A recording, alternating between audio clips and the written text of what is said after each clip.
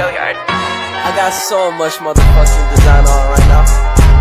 Break it down, bring it back, make it clap. I got 3 old thoughts, new block, where that thing. Bitches on my line, and you know. Assalamualaikum warahmatullahi wabarakatuh. Perkenalkan, kami dari kelompok 1 akan membahas materi ketiga, yaitu pelaksanaan kinerja dari mata kuliah Manajemen Kinerja Strategik dan Operasional. Perkenalkan, saya Jen Patrizia. Saya Tiara Dewasari. Saya Adam Jordan. Saya Maulana Hasani Roman. Saya Diki Hidayat. Saya Mariana. Assalamualaikum warahmatullahi wabarakatuh. Waalaikumsalam warahmatullahi wabarakatuh. Kami dari kelompok 1 materi 3 ingin mempresentasikan hasil kelompok kami yang materinya yaitu pelaksanaan kinerja mata kuliah Manajemen Kinerja. Selanjutnya saya serahkan kepada Dian Patricia. Baik, terima kasih teman-teman atas kesempatan yang telah diberikan kepada saya. Hari ini kita akan membahas tentang manajemen strategi kinerja operasional. Dan yang pertama kita akan menjelaskan mengenai lingkungan kinerja. Jadi di dalam buku Fauzi dan MA pada tahun 2020, pelaksanaan kinerja ini merupakan tahap yang dilakukan untuk meneruskan rencana yang telah dibuat pada perencanaan kinerja sebelumnya. Rencana yang telah dibuat pada perencanaan kinerja dan pada tahap pelaksanaan kinerja ini kita dipengaruhi secara langsung oleh lingkungan internal maupun eksternal. Lingkungan eksternal itu adalah lingkungan yang terdiri dari serikat pekerja tadi dan kebijakan pemerintah. Sementara lingkungan internal ini terdiri dari sumber daya manusia yang diperankan oleh pemimpin dan pekerja serta sumber daya lainnya seperti money, material, machine, method, dan teknologi. Kita pahami dulu mengenai kinerja. Jadi ada beberapa definisi. Yang pertama dari Robbins mengatakan bahwa kinerja ini adalah fungsi dari interaksi antara kemampuan atau ability, motivasi atau motivation, dan kesempatan atau opportunity.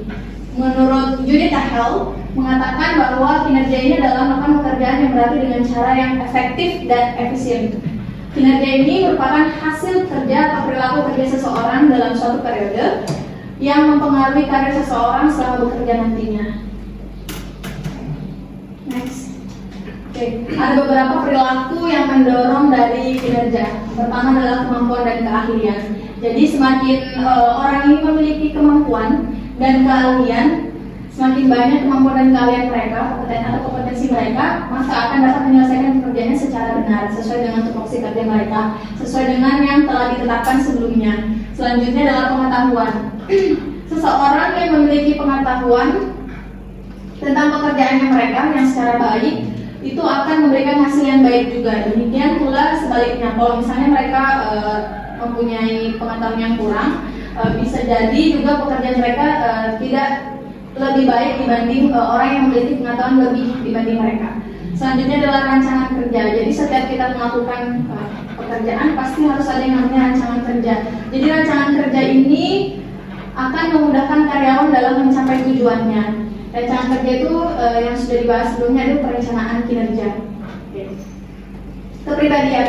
Jadi kepribadian ini seseorang ini memiliki kepribadian atau karakter yang baik. Ini akan melakukan pekerjaan dengan bersungguh-sungguh, penuh tanggung jawab sehingga hasil pekerjaannya mereka ini juga baik. Motivasi ini merupakan dorongan yang datang dari seseorang untuk melakukan pekerjaan mereka, untuk menyelesaikan tugas-tugas mereka. Lalu kepemimpinan. Jadi perilaku seorang pemimpin ini merupakan kepemimpinan ini merupakan perilaku dari seseorang pemimpin dalam mengatur, mengelola, dan memerintahkan untuk mengerjakan suatu kerja dan tanggung jawab yang diberikan kepada di bawahnya atau kepada karyawan-karyawannya. Lalu gaya kepemimpinan ini atau sikap itu orang-orang harus memiliki sih. Pemimpinnya harus memiliki gaya-gaya kepemimpinan. Jadi gaya kepemimpinan ini nanti dalam menghadapi atau memerintahkan bawahannya. Budaya organisasi. Jadi budaya organisasi ini kebiasaan-kebiasaan atau norma-norma yang ada di organisasi tersebut yang aktif lah, misalnya di perusahaan atau misalnya di rumah sakit. Lalu kepuasan kerja. Kepuasan kerja ini merupakan perasaan senang atau gembira, perasaan suka seseorang dalam menjalankan pekerjaan mereka setelah melakukan suatu pekerjaan.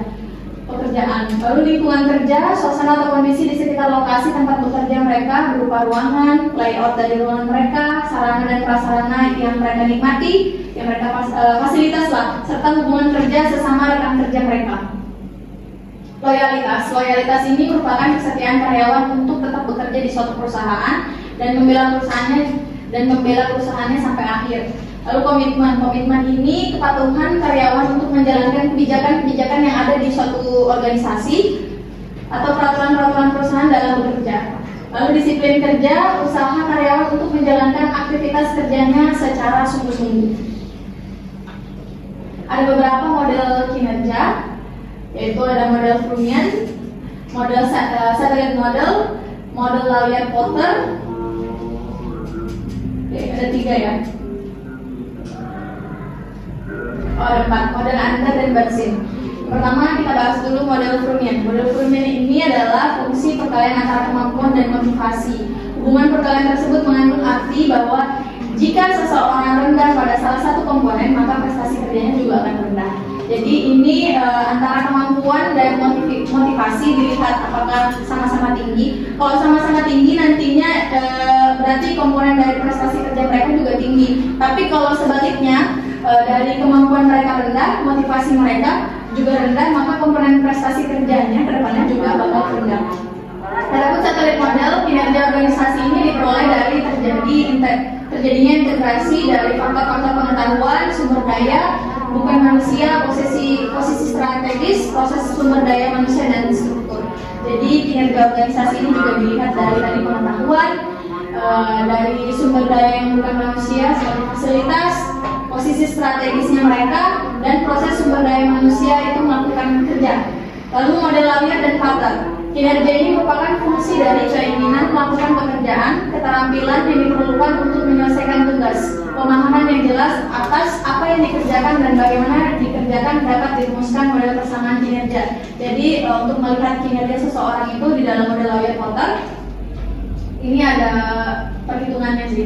Jadi F sama dengan itu keinginan melakukan pekerjaan.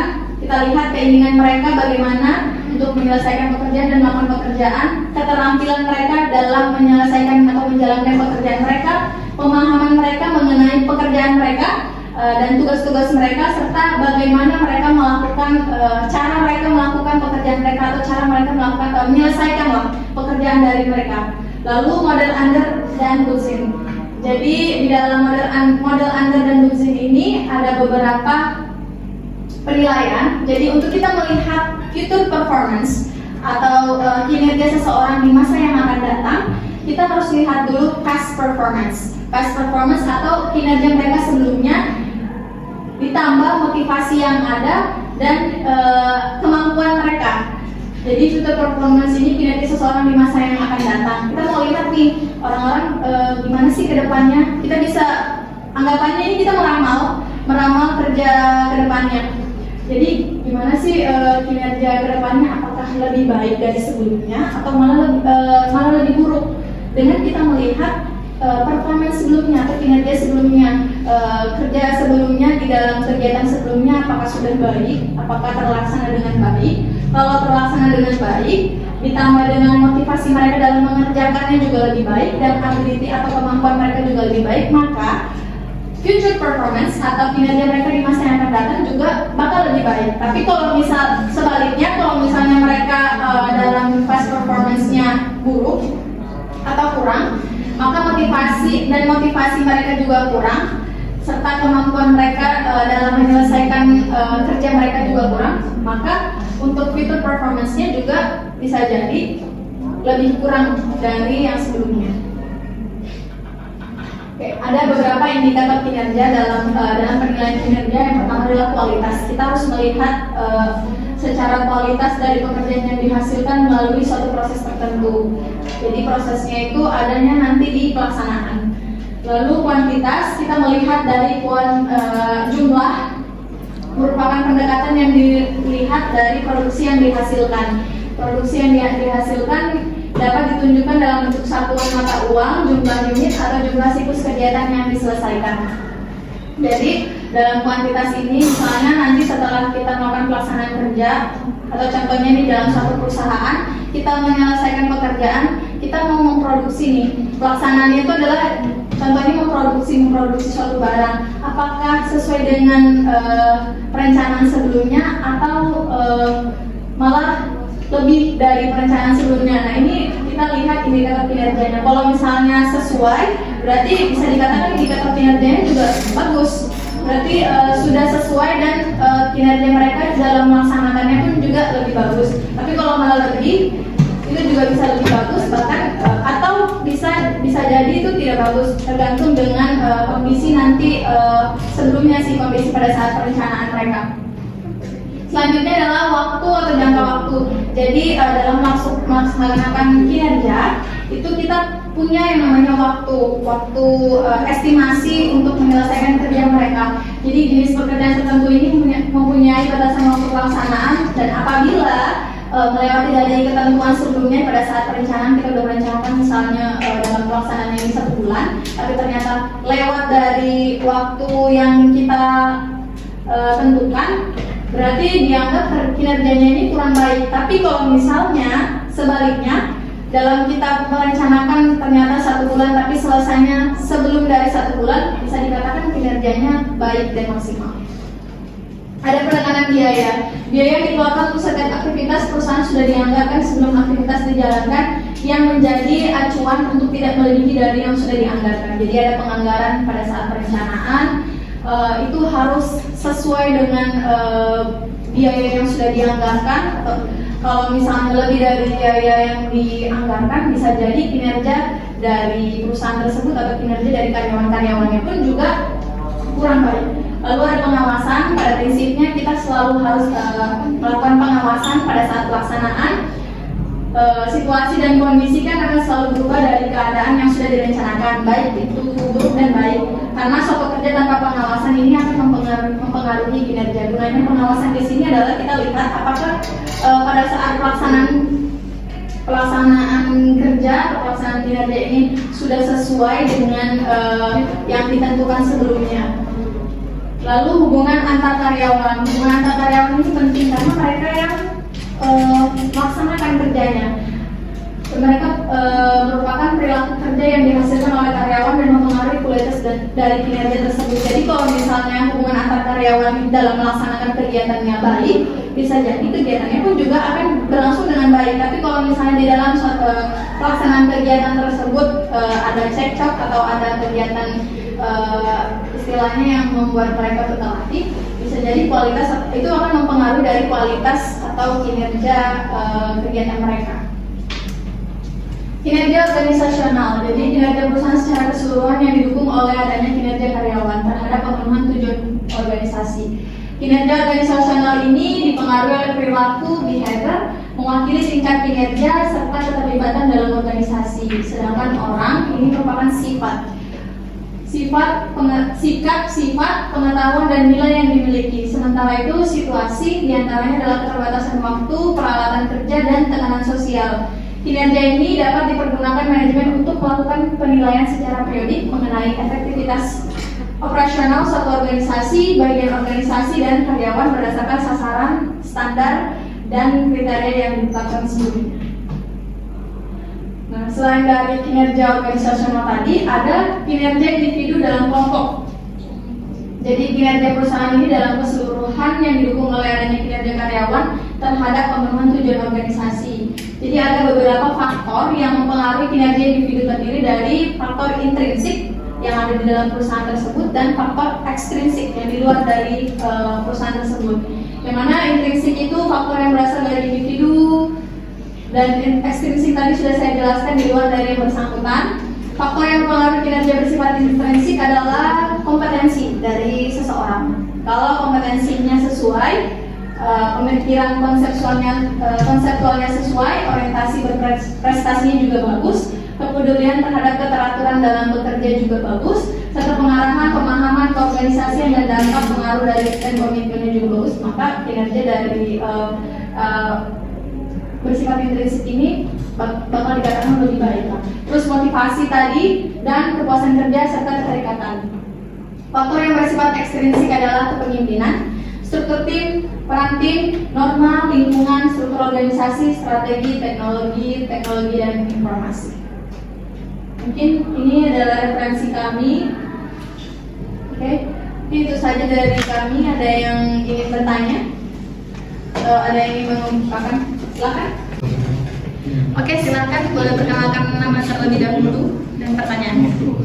Terima kasih kepada pemateri. Perkenalkan, nama saya Siti Aisyah, perwakilan dari kelompok 6. Jadi di sini saya ingin menanyakan mengenai kinerja organisasional.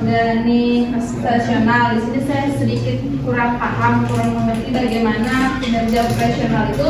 Saya ingin pemateri memberikan gambaran secara jelas mengenai kinerja organisasional. Itu aja dari saya. Terima kasih. Oke, terima kasih Siti Aisyah dalam pertanyaan kinerja organisasional ya tadi. Kalau boleh tahu lebih spesifiknya mengenai apa? Mengenai kinerja organisasional itu yang dipengaruhi oleh perilaku sama yang person itu perbedaan secara jelasnya itu seperti apa? Oke, kinerja ya, perilaku dan sikap itu. Perilaku dan sikap ya. Kinerja organisasional yang dipengaruhi oleh perilaku dan sikap, perilaku dan person ya, perilaku dan person. Oke, saya jelaskan terlebih dahulu ya. Jadi kinerja organisasional tadi kan dipengaruhi oleh dua ya, ada behavior, ada perilaku dan person. Nah, perilaku ini dia mewakili tingkat kinerjanya seseorang dalam bekerja. Lalu serta keterlibatannya seseorang ini dalam menjalankan organisasi tersebut. Kalau misalnya dilihat dari tingkat kinerjanya dia ini bagus, di dalam organisasi itu dilihat tingkat kinerja karyawannya bagus, maka ini juga mempengaruhi kinerja dari organisasional tersebut. Karena di dalamnya kinerja organisasional ini di dalamnya salah satunya adalah kinerja dari karyawannya. Tuh, mewakili tingkat kinerjanya serta keterlibatan dalam organisasi. Kalau misalnya karyawan-karyawannya terlibat atau aktif dalam menjalankan organisasinya, aktif dalam menjalankan atau melaksanakan kegiatan-kegiatannya, maka ini juga terlihat bahwa organisasinya juga aktif atau organisasinya bisa dikatakan bahwa organisasi ini berjalan dan organisasi ini pasti sesuai dengan tujuan mereka, visi dan misi mereka. Karena kan kalau untuk melakukan kegiatan atau menjalankan kegiatan mereka pasti melihat visi dan misi kan, gitu. Mungkin itu sih. Selanjutnya adalah sedangkan orang atau personnya itu merupakan sikap, sifat, pengetahuan dan nilai yang dimiliki. Jadi ini juga termasuk dalam kinerja karyawan. Orang berarti dia adalah personalitas atau per orangnya. Kita lihat apakah sikapnya sesuai, apakah sikap dari mereka menjalankan kinerja ini sesuai dalam perjalanannya, serta kita lihat sifat mereka dalam melaksanakan kerja-kerja mereka, serta pengetahuan mereka mengenai tugas atau tupoksi kerja mereka dalam melaksanakan kerja yang ada, dan nilai-nilai yang dimiliki tadi kayak misalnya nilai motivasi, ada nilai loyalitas terhadap perusahaan. Nah, ini salah satunya adalah dari kinerja karyawan itu. Nah, tadi sudah saya jelaskan bahwa kinerja karyawan itu merupakan lingkupan dari kinerja organisasional. Mungkin itu sih. Kalau misalnya ada lagi yang mau ditambah, boleh silakan. Sudah paham, berarti intinya di mana sifat dari seseorang ini, bagaimana nanti dia menerapkan perilakunya di organisasi. Betul. Jadi kalau misalnya orang ini bekerja aut-autan atau saya bekerja sesuai dengan maunya dia, tidak sesuai dengan tupoksi kerja atau tidak sesuai dengan yang sudah diharapkan sebelumnya, ya ini mempengaruhi dari organisasinya mereka. Artinya dalam perencanaan mereka bisa jadi nanti program atau kegiatan mereka tidak terlaksana dengan baik. Nah, kinerja mereka dalam menjalankan dan menyelesaikan pun juga tidak baik. Itu sih dari saya. Oke? Cukup? Cukup. Sama-sama. Silakan teman-teman yang ingin bertanya lagi. Oke, boleh perkenalkan dulu namanya, dari kelompok berapa? Silakan. Baik, terima kasih. Perkenalkan saya Alda Jela Karolin dari kelompok 4. Tadi pemateri menjelaskan tentang model kinerja, Under dan Kutzen. Nah, di sini kan ada future performance, ada past performance, motivation, sama ability. Jadi pertanyaan saya adalah bagaimana kita melihat future performance itu tadi. Terima kasih ya. Saya jelaskan lagi. Jadi di dalam model under and Kutzen ini kalau kita ini seperti misalnya lagi meramalkan sesuatu ke depan. Apakah nanti kinerja dari perusahaan kita, kinerja dalam menjalankan tugas, kinerja karyawan dalam menjalankan tugas mereka nanti menjadi lebih baik atau justru lebih buruk dari sebelumnya? Nah, dengan cara kita lihat past performance, motivation, dan ability. Kita lihat lagi tadi past performance itu adalah kinerja seseorang di masa yang lalunya. Jadi kita lihat sebelum kita melaksanakan kegiatan yang satu, tentulah kita sudah pernah kita melakukan evaluasi sebelumnya, kegiatan sebelumnya. Jadi kita lihat apakah ada yang kurang dalam pelaksanaan kegiatan sebelumnya di evaluasi tersebut. Lalu di dalam evaluasi tersebut juga kan dijelaskan bahwa kedepannya apa yang harus diperbaiki untuk memperbaiki kualitas atau memperbaiki kinerja dari kinerja dari menjalankan kegiatan lah. Lalu kita lihat motivasi atau motivation. Nah, motivasi ini kekuatan yang mendorong dari diri kita sendiri. Apakah kekuatan itu tuh besar dalam menjalankannya? Jadi kekuatan ini adalah kekuatan yang untuk menjalankan kegiatan ke depannya. Apakah manusia itu mempunyai motivasi untuk menyelesaikan segera atau bagaimana? Nah, lalu ability atau kemampuan, apakah sudah sesuai dengan kemampuan mereka? Apakah kemampuan mereka ini sesuai dengan tupoksi kerja mereka yang sudah dibagikan sebelumnya di dalam pengorganisasian dan perencanaan? Lalu setelah kita lihat mengenai past performance atau kinerja sebelumnya yang dilaksanakan di dalam evaluasi, lalu kita lihat motivasinya apakah sudah sesuai dalam penilaian motivasi, serta kita lihat juga kemampuan mereka apakah sudah sesuai. Lalu kita bisa lihat nih ke depannya, oh ternyata setelah kita melakukan riset kecil-kecilan mengenai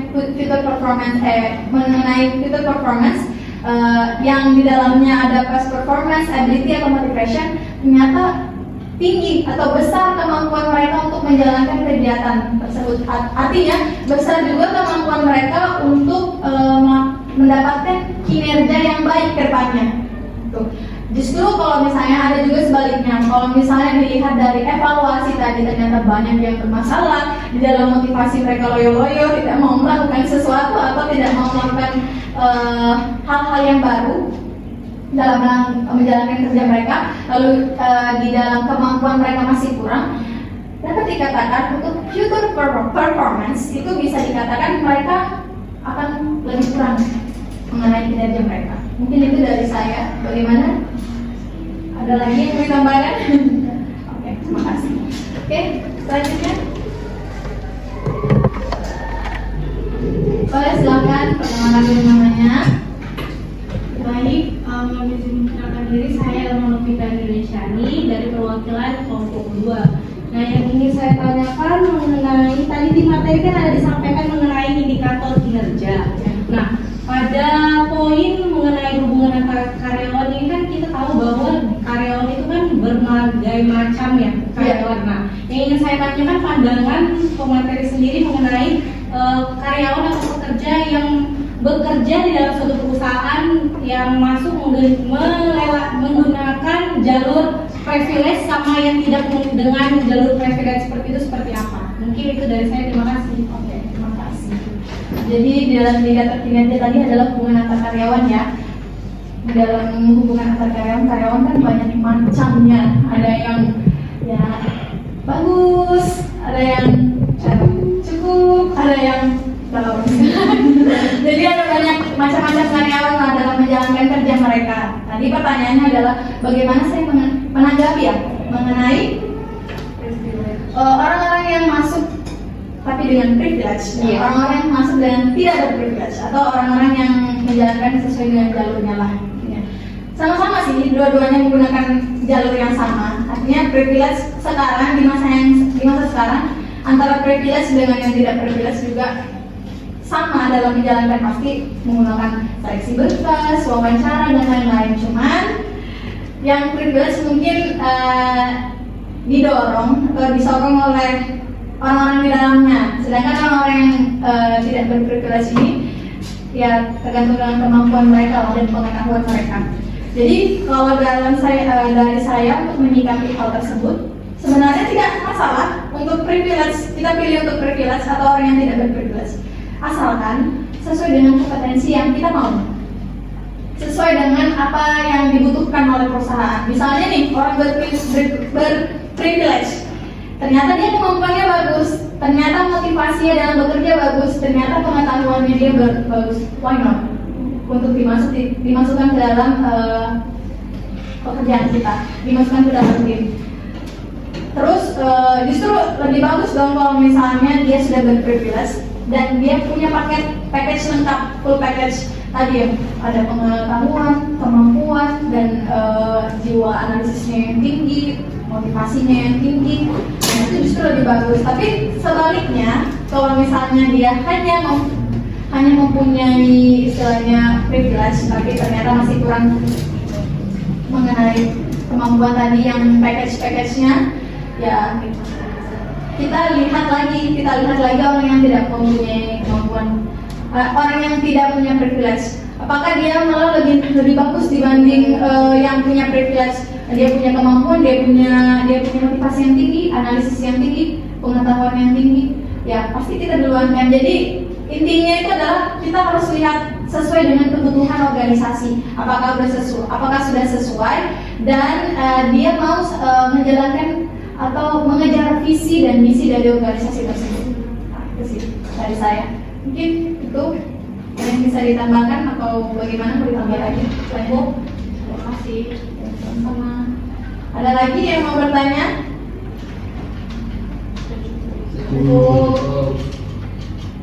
Iya. Oke. Mungkin itu dari saya kembalikan.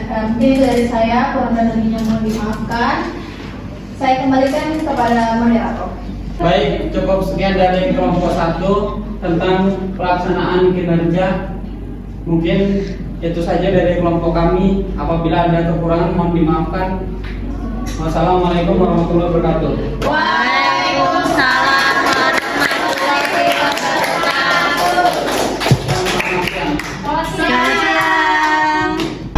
I fucking with these hoes,